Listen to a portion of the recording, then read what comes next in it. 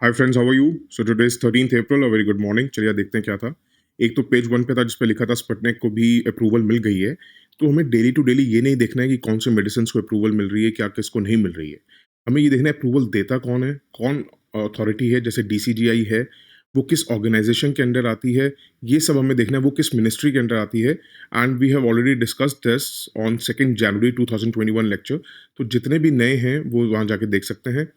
उसके बाद एक पेज वन पे था, कभी भी आपके ऊपर रेशियल डिस्क्रिमिनेशन पे आए, ये नॉर्थ ईस्ट स्टेट्स पे आए कि वो ग्रो क्यों नहीं कर रही हैं, ये क्या वजह है कि वो इंडिया से एक अलग सा टुकड़ा देखता को मिलता है, या वहाँ पे क्या पैंडेमिक के बाद क्या सिचुएशंस हुई हैं नॉर्थ ईस्ट इंडियंस को लेके इंडिया के अंदर, मतलब नॉर्थ इंडिया में, या कैसे उनको ट्रीट किया गया है, या पेंडेमिक की क्या सिचुएशंस हमें देखने को मिली है। जैसे हमने ऑलरेडी डिस्कस किया था, पेंडेमिक में क्या गर्ल्स के साथ हुआ है, क्या बॉयज़ के साथ हुआ है, क्या स्टूडेंट्स के साथ हुआ है।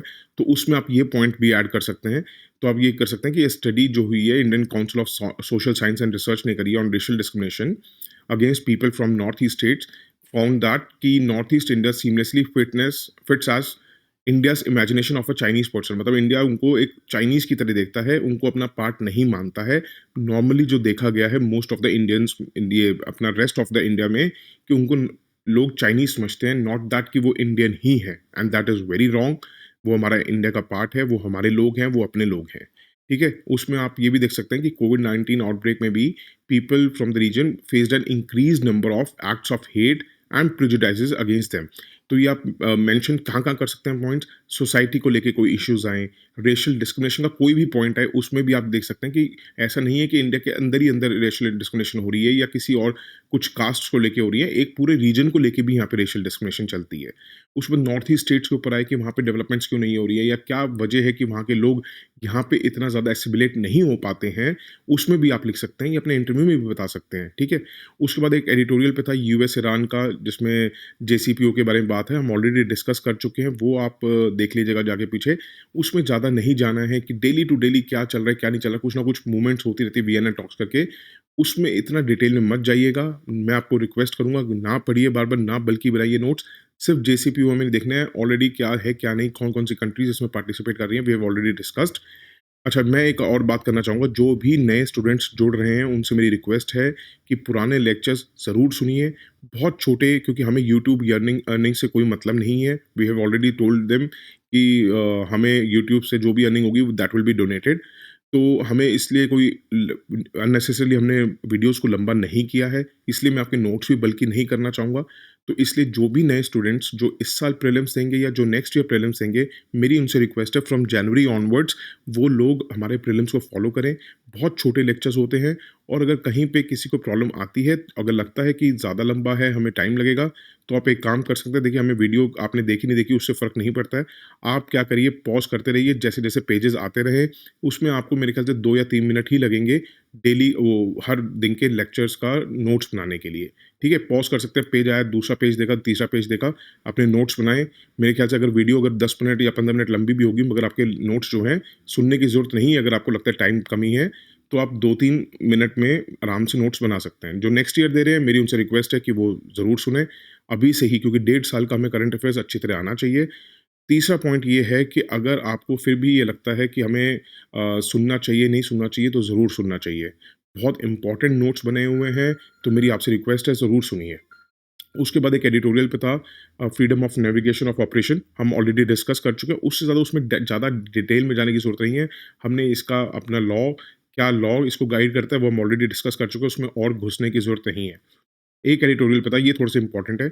एक तो याद रखिएगा, कुछ सेक्शंस पूछ लिए जाते हैं, या आपको क्वेश्चन दे दिया जाएगा, उसके उसके नीचे सेक्शंस दे दिए जाएँगे कि इस सेक्शन में आता है ये। एक तो section 2 of the epidemic disease act 1897, ये एम्पावर करता है गवर्नमेंट को, जैसे एपिडेमिक सिचुएशन हो जाती है, कि उसके मेजर्स लेने to prevent the outbreak of its spread, या जैसे लॉकडाउन कर देना, कुछ भी कर देना, ये इस एक्ट के अंडर आता है। वैसे ही सेक्शन 26 बी है, ड्रग्स एंड कॉस्मेटिक्स एक्ट 1940, ये एम्पावर करता है सेंट्रल गवर्नमेंट को टू रेगुलेट द सेल। जैसे हम कह रहे हैं ना कि अभी हमने एक्सपोर्ट शुरू कर दी है कोरोना वैक्सीन्स की, फिर हम बंद कर देते हैं, या हम जो कोरोना के इंजेक्शंस हैं जो दिए जाते हैं रेमडेसिविर के, उसकी एक्सपोर्ट बंद कर दी है, ये कहाँ-कहाँ बिकेगा, कैसे इसकी मैन्युफैक्चरिंग होनी है, डिस्ट्रीब्यूशन होनी है, वो गवर्नमेंट क्यों कंट्रोल कर रही है? तो सेक्शन 26 बी है जो ड्रग्स एंड कॉस्मेटिक्स एक्ट 1940 जो एम्पावर करता है सेंट्रल गवर्नमेंट को to regulate the sale, manufacture, distribution of a drug that is essential to meet the requirements of a emergency. ठीक है? कि जो भी एपिडेमिक को लेकर इमरजेंसी हो रही है, वो किस एक्ट में आती हैं? इस एक्ट में आती हैं। उसमें हमें ये नहीं जानना कि क्यों डिस्ट्रीब्यूशन रोक रही है, क्या नहीं, उसके फैक्ट्स जानने किस लॉ में आता है वो।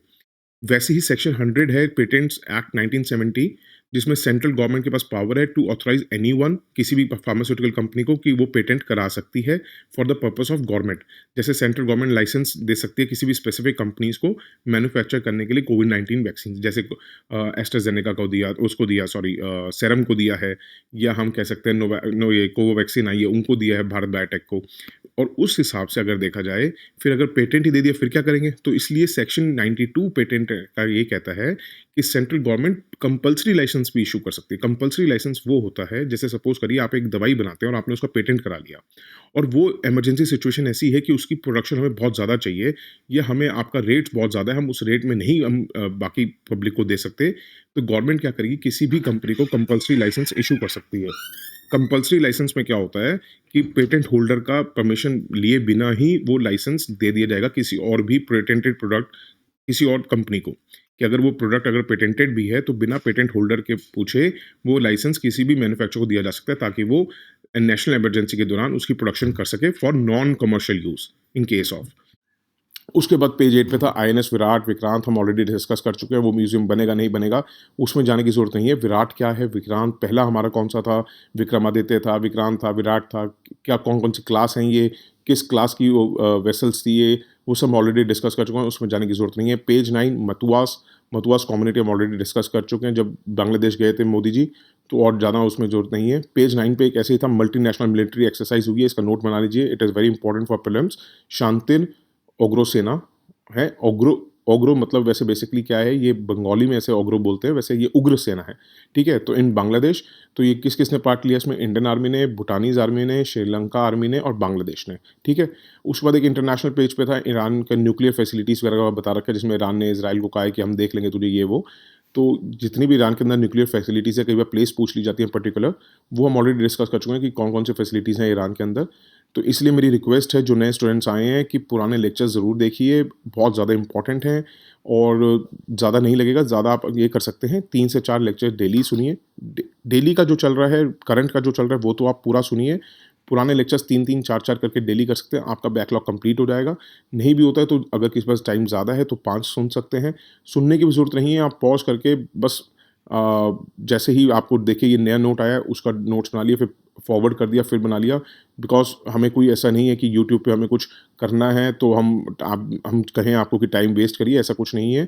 टाइम वेस्ट नहीं होगा, जो नेक्स्ट ईयर दे रहे हैं वो तो कंप्लीट सुनिए, जो इस साल दे रहे हैं तो उनसे मेरी यही रिक्वेस्ट है कि please please please 2 January onwards सारे लेक्चर्स देखिए। Thank you so much and have a good day, bye, take care.